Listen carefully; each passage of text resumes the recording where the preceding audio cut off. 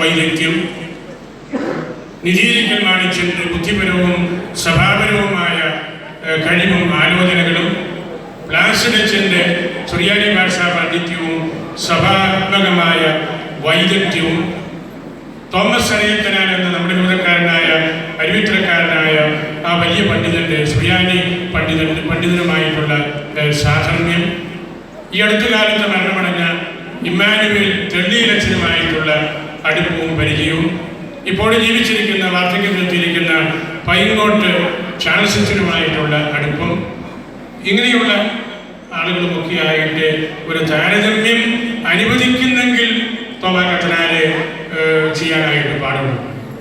അച്ഛൻ പല കാര്യങ്ങളിലും ഈ പറഞ്ഞവരിൽ നിന്നൊക്കെ വേറിട്ട് നിൽക്കുന്നവരും അതിനപ്പുറത്തേക്ക് എത്തി നിൽക്കാനും വൈജ്ഞാനികമായ, ബൗദ്ധികമായ, ആത്മീയമായ കഴിവും സിദ്ധിയും ഒക്കെ ഉള്ളവനാണ്.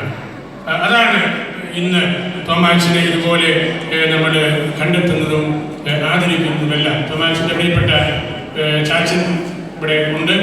ചാച്ചനെ ഞാൻ രാമപുരത്ത് അസ്റ്റേന്തിയായിരുന്ന കാലം മുതൽ അടുത്തറിയാം.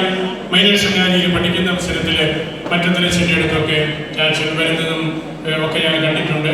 ഞാൻ രാമപുരത്ത് അസ്റ്റേന്തിയായിരുന്നപ്പോൾ എനിക്ക് വളരെയേറെ അടുത്ത പരിചയവും സ്നേഹ ബന്ധവുമെല്ലാം തോമാച്ചൻ്റെ ചാച്ചനോടും അമ്മച്ചിയോടും മറ്റ് സഹോദരങ്ങളോടും ഒക്കെ ഉണ്ടായിരുന്നു.